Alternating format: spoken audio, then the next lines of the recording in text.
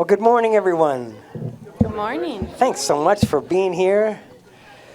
Your energy feeds us, and I hope you get some back today. I think that's our intention.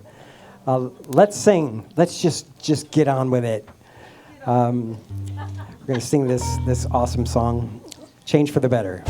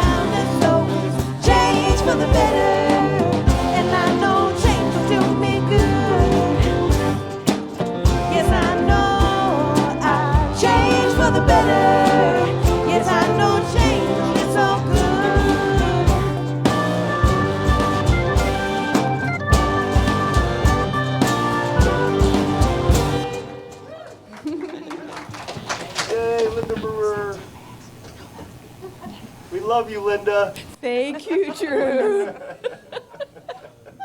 Happy Sunday, everyone. We're so grateful to have you here with us at the Salt Lake Center for Spiritual Living. My name is Linda Brewer, and I'm honored that I have the privilege of welcoming everyone here in this room and all of our love streamers out there in their PJs, watching online and or across the world, wherever you are. We're just so grateful to have you with us. Please share with each other your name and where you are so that we can reach out to you and just know you are with us and part of our community that's not in the room. Our practitioners serving in today's service are Myrna Hurst, who will be sharing a reading and leading us in prayer, and our beloved practitioner emeritus Audrey Gum, who had a birthday this week and is over there holding high watch, knowing that the best and highest is unfolding in our service as we share this sacred time together.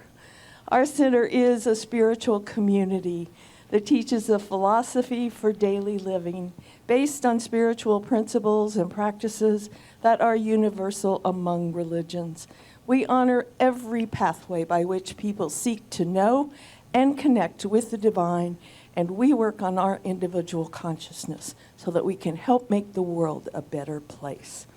So if you will, I invite you to say with feeling and embody by doing so after the service. Let's say our purpose together. We are an open, welcoming community, celebrating our divinity, loving our humanity, and nurturing our journeys of spiritual discovery. Thank you. Our theme for this month is the creative genius of you. And Reverend Cindy's talk this morning is called From Practice to Embodiment. Happy New You. We are also very blessed to have our dear friends, Mary Otterstrom and Jimmy Ingold back there, who will be doing our special music. It's always a treat to have them with us. So, do we have anyone with us who is here for the very first time? And if so, if you're brave enough, we'd love you to raise your hand, and let us know. I thought I saw some faces. And that's okay. She gets to not do that if she doesn't want to. Well, we are just so grateful that you're here this morning. If you haven't done so, we have information for you and a gift at the hospitality table outside. And we're so glad we know you could be anywhere in the world, and thanks for choosing this place this morning. And we affirm for you and everyone in the room that you will experience a blessing here this morning. So thank you so much for being with us. All right. You may have noticed, I was in such a hurry I didn't notice. Is the board out there with the name tag? Okay. If you're more awake than I am, you may have noticed that there's a board with name tags on it out there. And so if you are someone who is a member of the center or you come here regularly and you'd like to have a semi-permanent name tag, please let the people at the hospitality table know and we will get one created for you. You can leave it here, pick it up when you come in, and then leave it there. That way you don't lose it like many of us have done. It's very helpful. And I want to encourage everybody. I know sometimes it's really a hassle. I don't want to wear a name tag. And mine's broken, which is why I don't have mine on. I need a new one, hospitality team. But it really does. Some of us forget people's names, and then we're embarrassed to talk to that person because we don't remember their name, or we've never met them before. And it just makes it easier to walk up to somebody and say, "Hi, Sue," if we can see that name tag. So it really does help build community, so I want to encourage you to get over your aversion to that and get a name tag. All right, our events team coordinator, our dear Kathy Hughes, she has been very busy in recent years studying and becoming certified in the Energy Codes work.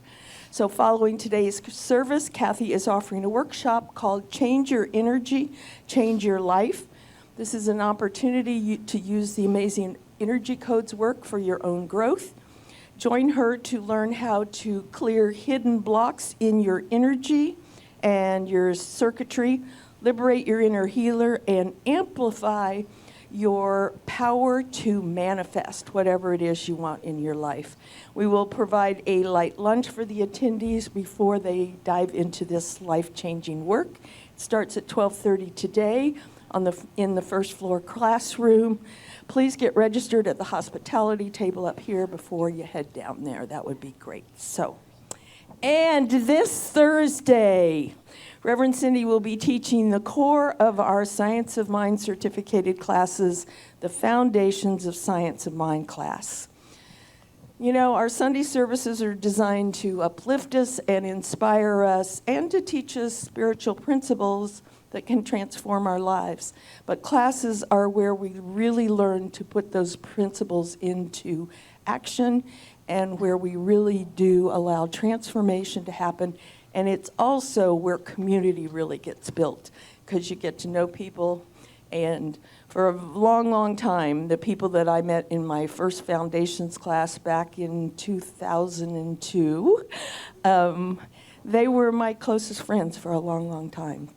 Till most of them left Utah. So anyway, we want to encourage you to take that class. If you've taken it before, you can audit it. If you haven't taken it before, then please take it for credit. If you want to, it's a required course if you want to do certificated classes going forward. So we encourage you. It's this Thursday. It runs for 10 weeks. It's 6:30 on Thursday nights. This class is a hybrid class, which means you can do it in person or you can do it online, or a combination. If you're here most of the time and want to come, but you're traveling and you want to not miss the class, you can catch it on Zoom. So 10 weeks includes a Saturday workshop. Please be sure to register at the hospitality table after service or online at the classes section of our website. And speaking of our website, remember that has lots of information, way more than we can cover up here. It's available to you 24/7.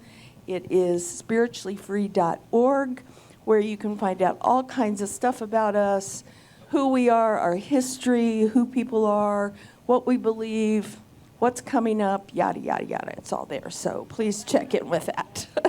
You can also sign up for classes and our weekly newsletter, which comes out every Thursday and keeps you up to date on what's happening. You can also do all that at the hospitality table. So, as I always do, I remind you our center was founded on, and it is grounded in prayer. Our professional prayer practitioners spend, their dedication is to holding you in prayer and knowing the best and highest for you in your life. So if there's anything going on that you're struggling with, you're having a hard time knowing, sometimes we go to each other and say, I know I'm a practitioner, but I can't believe this, and I need you to know it for me until I can know it for myself. So I encourage you, if anything's going on, they'll be available in the practitioner room right across the hall after the service. Go and let one of them do a prayer for you and help you transform your life. So, all right. I want to remind you this is the time now for our prayer, and so I invite you to settle in, allow Myrna's reading and the centering music to connect you with that God that lives within each one of us, and then Myrna will lead us in prayer.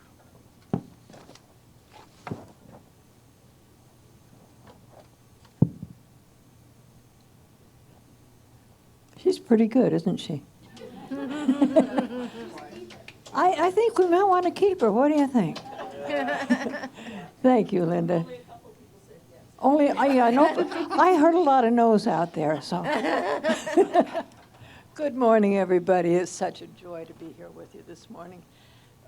We sang a pretty cool song going in about change, which for some of us is kind of a dirty word. But so we're going to do this. The reading this morning is from a lovely little book called 365 Science of Mind. It was written by Ernest Holmes, and guess how many essays are in there? 300. I don't know what we're supposed to do in leap year, but you know, so you read the same one 2 days or something. I don't know, but today's is called My Thought Establishes New Beginnings. What a cool idea. Ernest Holmes says, nothing is ever twice alike. It is said that the physical body is never more than a year old, that we discard many body parts through this life. Everything is continuously being recreated, and it literally is true that the creative spirit is forever making a new heaven and a new earth. We must permit it to make those new for us. So breathe with me here. I empty my mind of every thought of fear and doubt. I condemn no one and no thing, not even myself. Forgetting that which is past and having no fear for the future, I live today as though that new heaven and new earth were already accomplished facts in my experience. I live in harmony with people and with all the situations that surround me. I see and feel the presence of good running through everything. I have complete faith that this divine presence reveals itself to me in every thought, in every word, and in every act. There is nothing in my past experience and nothing in my thought about the future that can in any way deny me the pleasure and the privilege of living today as though everything were complete and perfect. For behold, I create new heavens and new earth. There is one love. There is one power. There is one life eternal. God lives through me.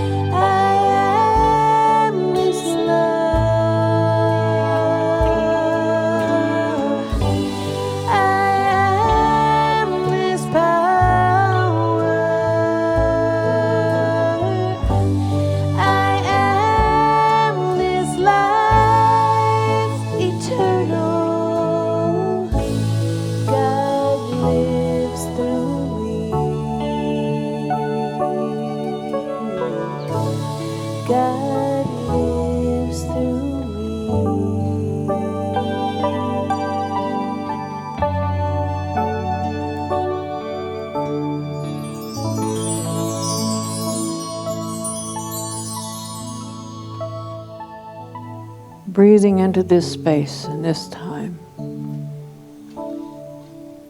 Take just a moment to feel the feeling in this room, to feel the feeling in your heart.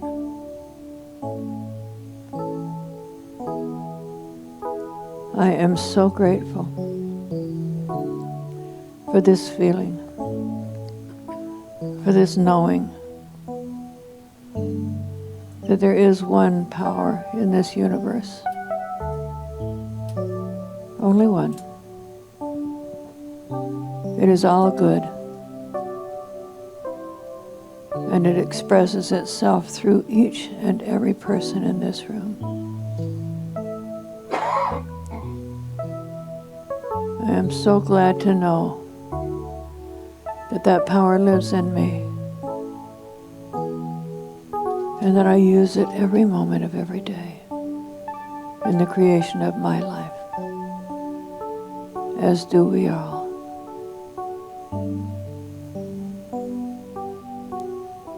We have names for that power. It is infinite wisdom. It is divine intelligence.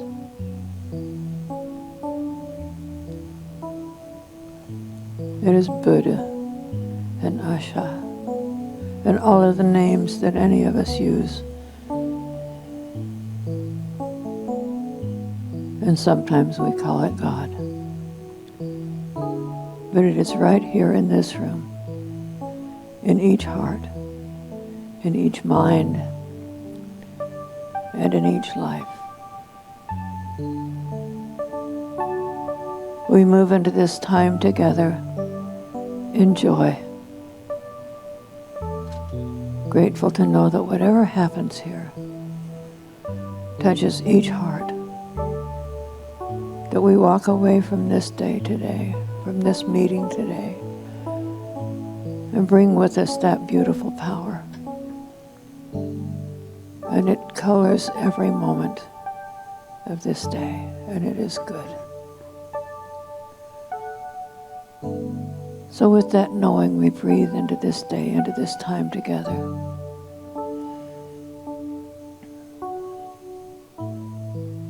Knowing and loving that spirit of music, of voice,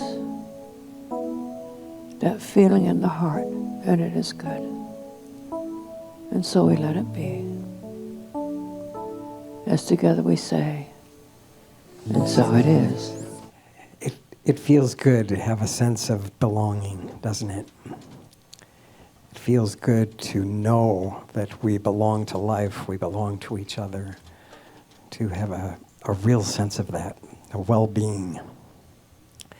The unification with the divine, which this song speaks to, is one of the principles of this philosophy that has become so endearing and alive in my life. Let's sing this together with the affirmation. There's one life, there's one love. There's one infinite presence, and I am one with God.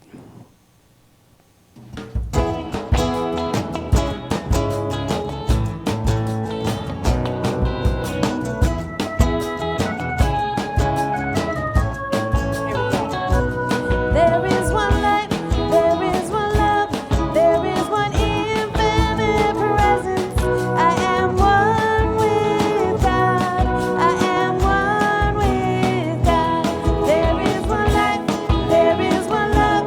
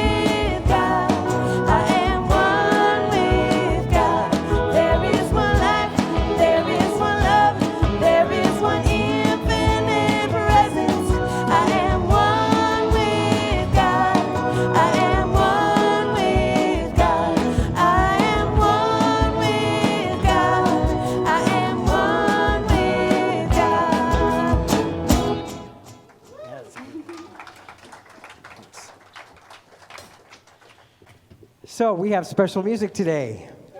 It's so wonderful to have this awesome duo back with us. A wonderful blend of old American folk music, ragtime. It is just wonderful. The talent and creativity and musicianship and love that's brought to us. Let's welcome back Mary Otterstrom and Jimmy Ingold. Oh, thank you so much. It is always just a real honor to be here with all of you wonderful people. We just learned a new song just for you guys. So it's a waltz, but this is a Brazilian waltz. And yeah, we just kind of fell in love with it. And we're like, oh, we got to play it for the Spiritual Living Center.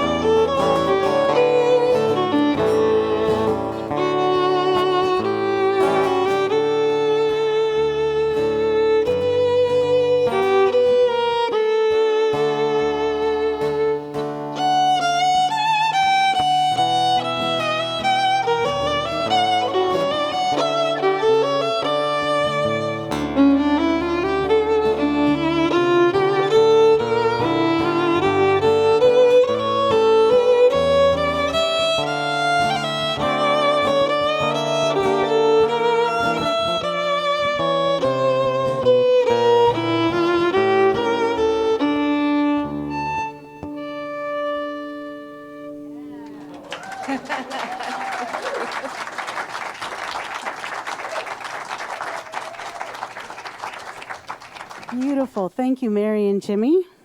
We're happy when you're here, too. So good morning, everybody. Happy Sunday. We're finishing off our month of the basics. We started off with the thing itself. We went to the way it works.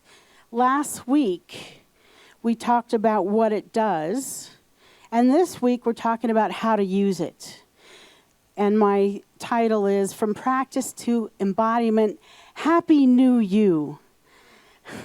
Now, last week, I wasn't here, but I watched online as Steve and Rob really did a magnificent job in telling us what it does by giving the example of as what it's done in their life. Now, this is an extreme outpicturing that happened very quickly, we all know, because sometimes things don't change and transform that quickly. But for them, it did. So we heard that because they've been studying this philosophy, Rob said he's taken foundations, 5 times, right? And they were both on the track to become practitioners and diving into our classes, that they've really been practicing these principles. And what happened from all of that is they bid farewell to all of us. But how happy are we that we got to witness them and their transformation? Because their life dreams are coming true. We're talking new home, brand new bookshop, close to their grandkids. A whole new life has outpictured for them because they kept working with these principles over and over and over again all these years. So maybe it looks like it happened fast. But I say it's something that's been brewing for years because they have practiced and embodied these principles. And that's what I want to talk about today, how important it is not just to know intellectually about this philosophy. Because you can know a lot of things. In fact, I know some very book-smart people that don't necessarily have a lot of common sense. You ever meet people like that? I know that I have. And I know that it's been a truth in my life, in parts of my life too. Because until I could really know, and embody, it was just a great theory. But we'll get more into that. Ernest Holmes says in the beginning of that chapter, how to use it, one of the great difficulties in this new order of thought is that we are likely to indulge in too much theory and too little practice. Can anyone relate? Only a few of you will admit to that. Yes, okay. So it's not just making that journey from our head to our heart. It's more than that. Because it doesn't necessarily happen overnight, as I said. I want to tell you about this story that I found about this dancer. So he was actually a very young divinity student, and he was stricken with polio. And he found himself in a wheelchair. He couldn't walk. And something deep within him came up, this unlikely voice. And this voice told him to dance. Okay, so how's this going to work? He's in a wheelchair, and this voice is telling him to dance. So, with great difficulty, he quit divinity school because he knew there was a different calling on his life. And he started to very slowly and miraculously be able to dance. This is a true story, and this person became one of the fathers of modern dance. His name is Ted Shawn. You can look him up online. You can see YouTubes of him dancing, and he is an amazing person. This story of Ted Shawn is so compelling for us today because he realized that by studying God, he didn't and couldn't heal. But by answering his calling, he did heal. Because he went from the theory of God to living as God outpicturing through his body, through his life. That's what I'm always trying to tell you guys. It doesn't matter what that calling is, whether it's to drive a bus or to sing or to write or to do service. It all matters. We want to listen to that voice inside so that we can be the embodiment of the one that we are. Ernest Holmes says, consciousness means the inner embodiment of an idea through the recognition of truth and a direct relationship to the divine. Direct relationship to the divine. Now, for me, that's not theory. That's an experience.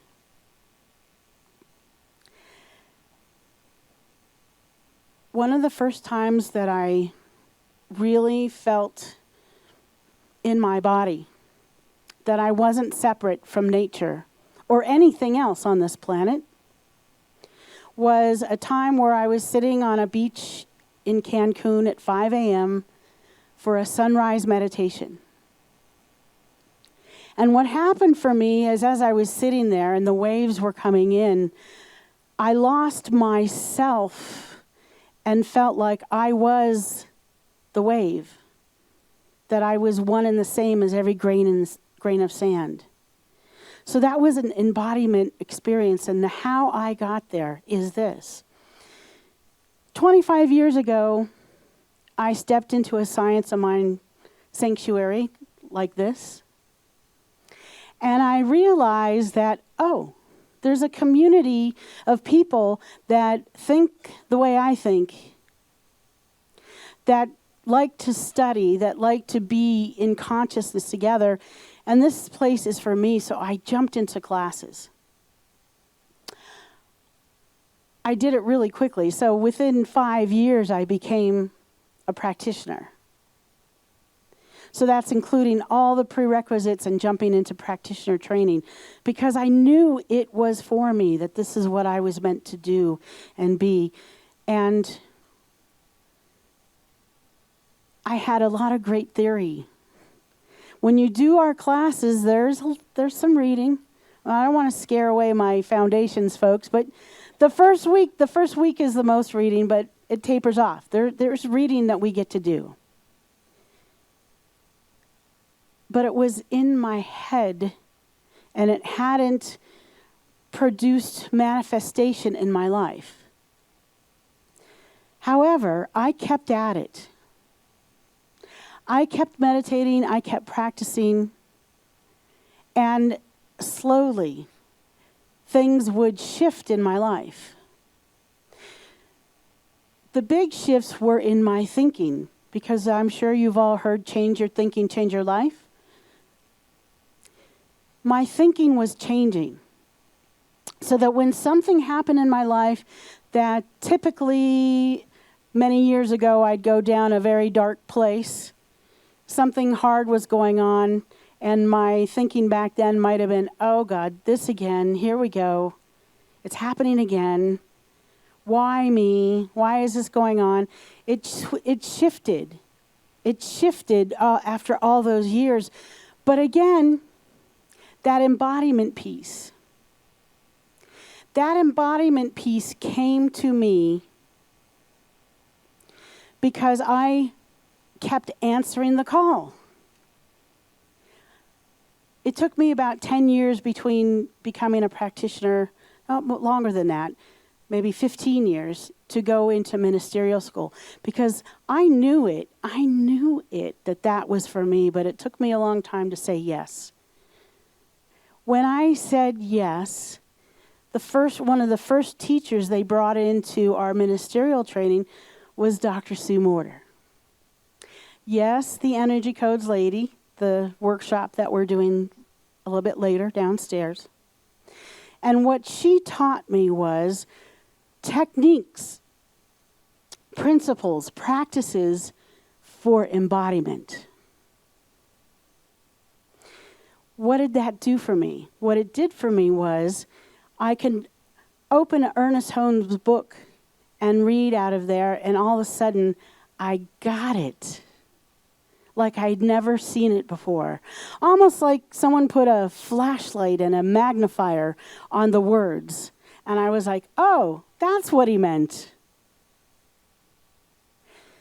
It took years, my friends, but now we get to teach these techniques like today in the workshop. But I want to bring you some, I'd say 3 top embodiment practices that have really, really helped me. The first one is breathing, breath work. And we all, I'm sure a lot of people in this room have been to a yoga class and know how important the breath work is in yoga. Breath work is important every minute of every day. See, we're not always consciously thinking, breathe, breathe, breathe. And what happens is we sometimes get caught in this fight or flight breath, a very shallow breath. And guess what, you guys? The bear is not chasing us. And when we're breathing shallow like that, we're not really utilizing the energy of who we are. I've spoken about energy and how it relates to these first chapters, right? The importance of breathing deeply is the difference between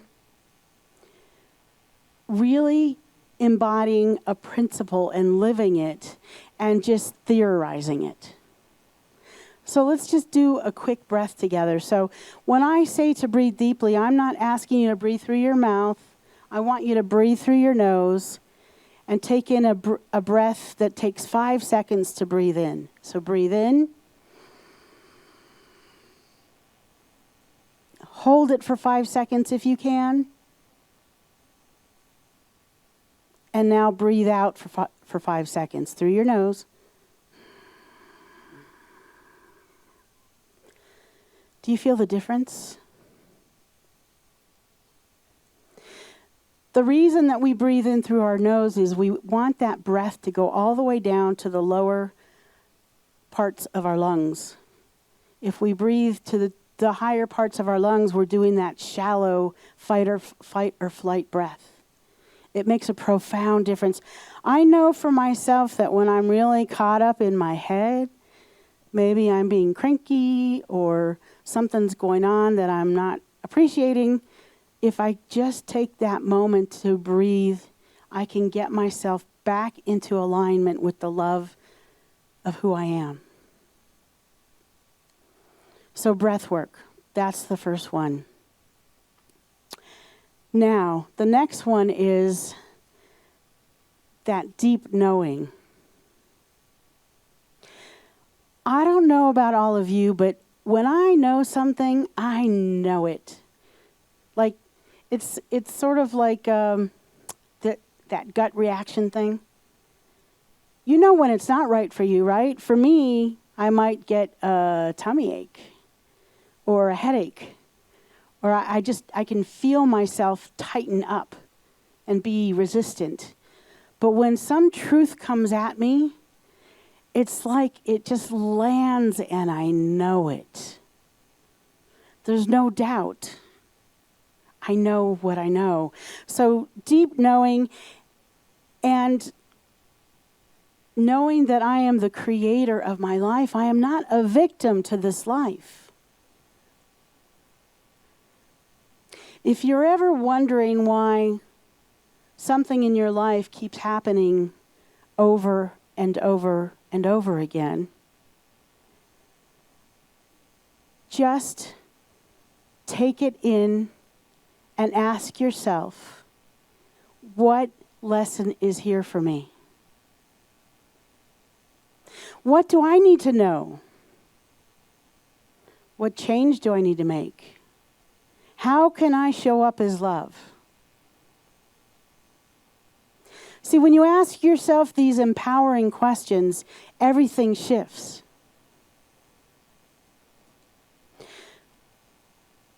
So, the last one I want to say is Dr. Sue calls it living on the front side of the model. Reverend Michael says it as living in the higher stages of consciousness. but it's all the same thing. So, when I'm living in the lower stages of consciousness, I am being the victim. I'm wondering why this thing has happened to me, or it's happening over and over again. I am also in that lower realm of consciousness, might be the victor because I've just manifested the best parking spot. Well, I did do that this weekend, didn't I, Jerry? Yes. But victim and victor are the lower stages of consciousness. It's us humans using our will, our free will, to make things happen. But where I want to live from is a higher place through me and as me, letting Spirit use my life through my hands, through my voice, through all that I do, through everyone I meet. Through me and as me, use my life. That's the place where embodiment happens. Because I'm not resisting. I'm not coming from that human place where I'm trying to make something happen. Now, I know for all of you type A's in the room, because I know that I definitely can be one of them, that, we strive. We got to get it done. We have to succeed. We have to do what we say that we're going to do. I get all that. And the truth is, it's more important to me at this point in my life to do what I'm here to do as a being of light and love. The I am that I am. The expression of the one. Because that's who I am. That's who each of you are.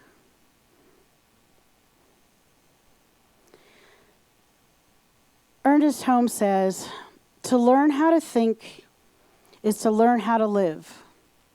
For our thoughts enter into a medium that is infinite in its ability to do and be.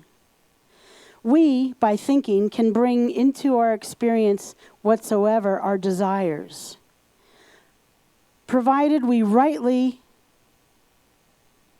become the living embodiment of those thoughts. Pay attention to that sentence. That's important. This is not done by holding thoughts, but by knowing truth. Knowing truth. That's where I really feel like, if I look back on the path that I've been on my whole life, since I was a small child, when I knew it was true, I just knew it. I just knew it. I know a lot of people that, don't trust themselves to know truth. And that's a whole journey within itself. Because I truly believe and know that we all have our answers. They're all right here. I don't have to ask Linda, what's my next step? She will tell me the answer, but we all have our own answers. We all have our own answers. That is true. I also found this writing from Carolyn Miss. It's in a book called Sacred Contracts. A wide range of teachers, from classic theologians such as Thomas Aquinas and Augustine to contemporary writers such as Matthew Fox, maintain that there are natural laws of spirit that operate within each of us that need not be taught to us directly. I can relate to that. That's how I feel like I was always able to connect as a kid. We were born already knowing these archetypal truths. We were also born imprinted with universal laws such as cause and effect, choice and consequence, or magnetic attraction. Those laws that we talk about in this, with these principles that we have, these spiritual laws that always work. These laws are represented as much in physics as in the spiritual laws of karma, and they are a part of the collective body of the divine wisdom. That's what we're talking about when we talk about science of mind. The laws are right here. They always work. They're impersonal. And it's always going to make you right, whether you believe or you don't believe.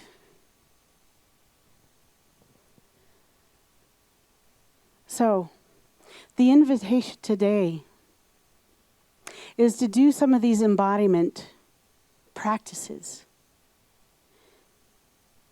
And also take foundations again. Because you're not going to get what you got 20 years ago, or 10 years ago, or 5 years ago. Because you're not who you used to be. I know that for me, every time I open up that Science of Mind book, there are things that just jump off the page. It's really a series of profound writing that will never get old and I'll always learn from. I'm going to end with one more earnest quote.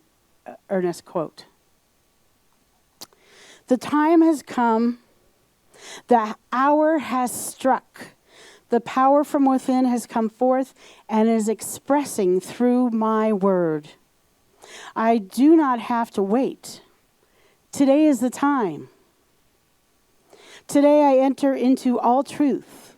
Today I am completely saved and healed and made happy. Today I enter into my inheritance.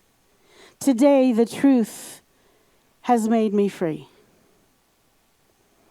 Let's pray.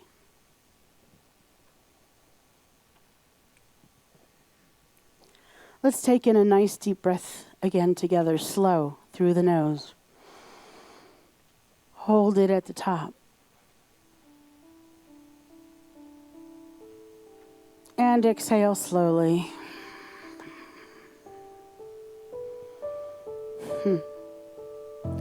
And I always start my prayers with gratitude. Grateful for Ernest Holmes. Grateful for Dr. Sue, grateful for all these modern day mystics that wrote these books that we study from and learn from and remember from who and what we are. I am grateful for this center that has been here for over 50 years. I am grateful for each and every beautiful soul that walks through those doors and gets to remember the truth of who they are. I'm grateful for our amazing volunteers that do everything to make this place run, to make it a welcoming, loving, comfortable environment so that we can all come together and practice our spiritual practices together and connect with one another.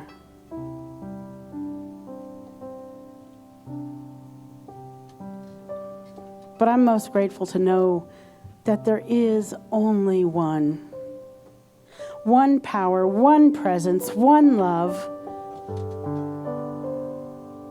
Yes, it has many names, and yes, it has many faces, and yet it's everywhere, every moment.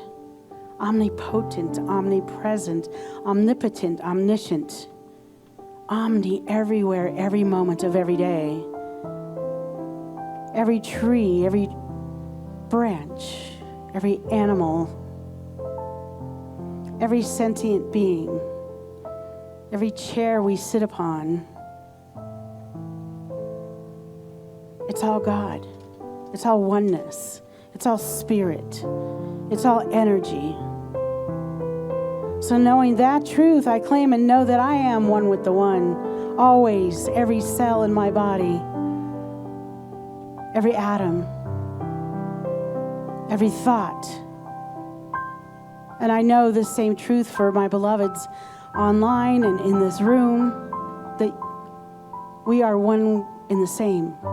The I am that I am, the outpicturing of presence in our life, through our circumstances, through our joys, through our grief, through whatever's going on in our lives. We come into this room and we don't deny the things that happen in life. We honor them by feeling them. We honor them by getting hugs and letting tears come down if that's what needs to happen. We also honor the outpicturing of the one as our life as we be servants to the Most High. So for those of us that have lost near and dear ones,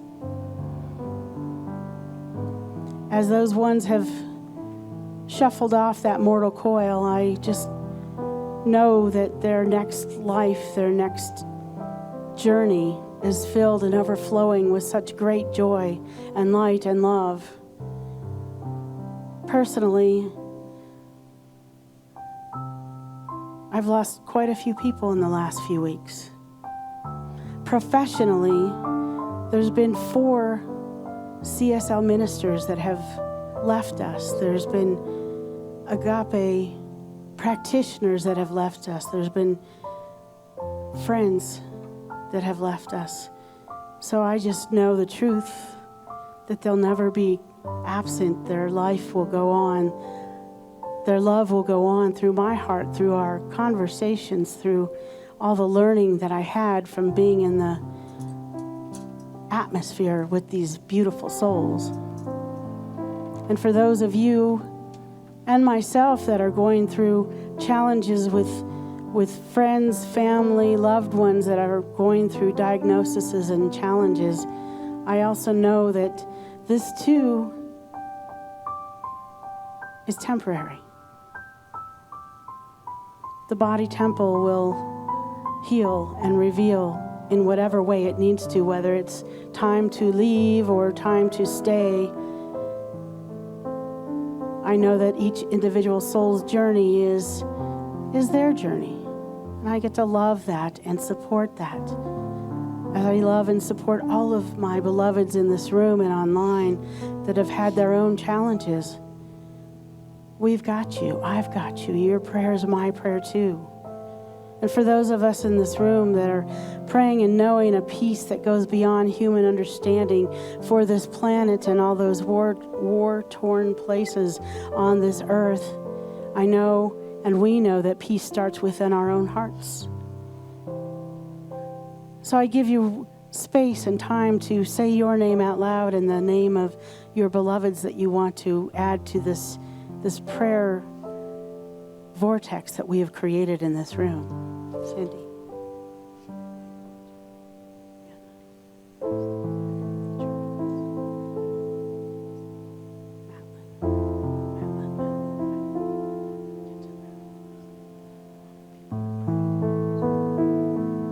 Yes, just keep those names coming.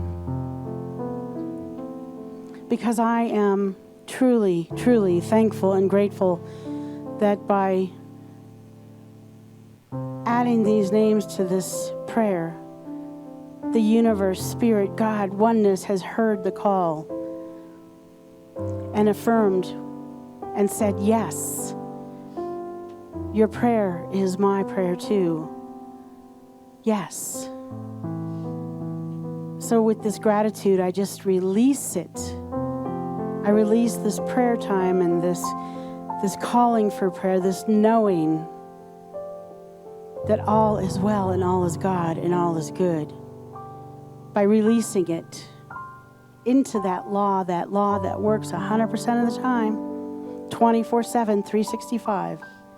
We release it and let it go, and we say together, and so it is. Amen. Ashe.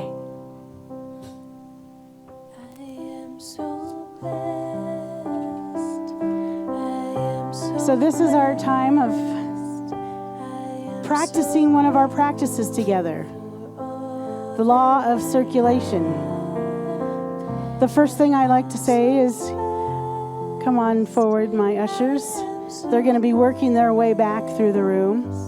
I like to say thank you. Thank you for being here. Thank you for giving. Thank you for practicing this practice together. And it's not just so that we can keep the lights on, it's so that we can do good work in the world as a community. We can keep our doors open so new people can come in and learn all the things that we're learning. And remember the magnificence of their life, their brightness, their lightness. So, thank you.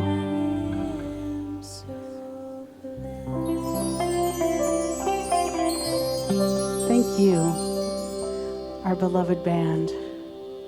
So let's bless these dollars and checks in these baskets together by outstretching your heart through your hands and repeat after me. I am so blessed. I am so blessed. We are so blessed. We are so blessed. We give from a place We give from the place that never runs out. that never runs out. I know that these gifts I know that these gifts return to me multiplied abundantly. return to me multiplied abundantly. We are so blessed. We are so blessed. And so it is. Thank you, So Sue. it is.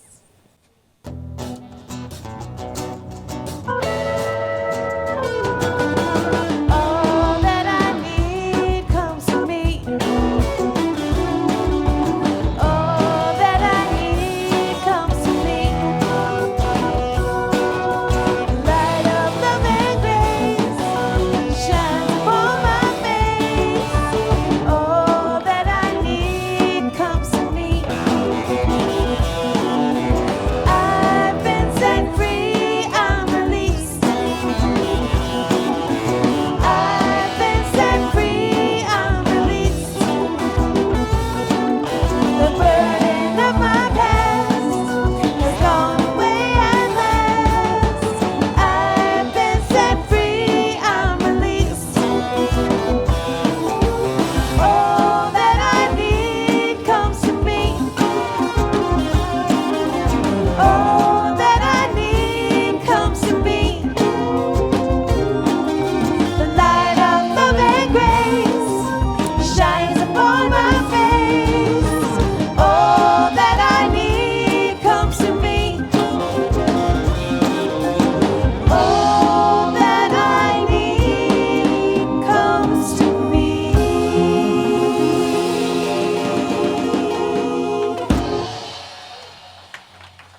Let's hear some more from Mary and Jimmy. Well, I think there was some mention that sometimes change takes a little bit of time. We're working on it. And Jimmy leaned over to me when he got back there and he's like, I forgot to retune my guitar. Make sure I retune my guitar. So you know, sometimes life just gives you a chance to exercise that right in the moment, right? And remember that sometimes we're just patient with each other while change is happening, and we can see that it's happening, and we can just let the time be what it is. So this song is an old American tune called Sally Gooden, and the lyrics are pretty silly, but in silliness, I think there's often a good message. And so this is about a guy who knows he loves Sally so much that he decides to put down his dessert and go get her. And so right? That is love.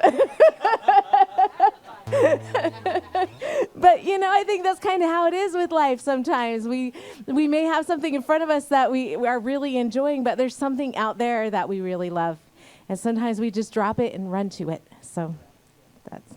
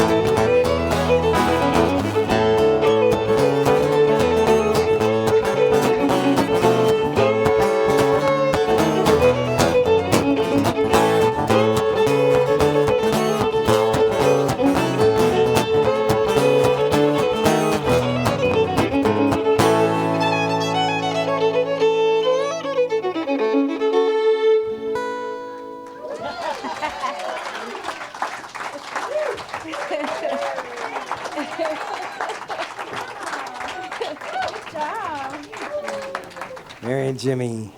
That's so great. Some fun fiddling. Thank you, Reverend Cindy, for your message today. Reminds me of we gain knowledge all the time. You know, we're reading something or we take a class, and it's quite different to gain wisdom. How do we embody the principles that we're trying to learn? We can ruminate and hold the thoughts and just wonder if they'll manifest somehow. Or we can prove them to ourselves. And how do we do that? How do we know the truth, as you said it? We do what we need to do to prove it to ourselves. It takes activity. It takes whatever we feel called to do to move our feet and prove it to ourselves. That's how we embody those principles, I think. Oh, thank you. It's awesome. Remember, the practitioners are available across the hall if you want a prayer today. Don't forget this wonderful energy workshop that Kathy Hughes is facilitating. I'm fascinated about this. I'll take advantage of that. Let's stand, everyone. Let's sing our closing song. There was a time in my life, thought I had to do it all for myself. I didn't know the grace of God was sufficient. I didn't know the love of God was at hand.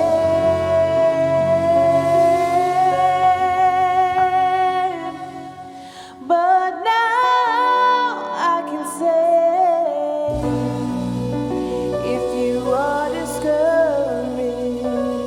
struggling just to make it through another day, you gotta let it go. Let it all go. And this is what you got to say. I release and I let go. I let spirit run my life, and my heart is open wide. Yes, I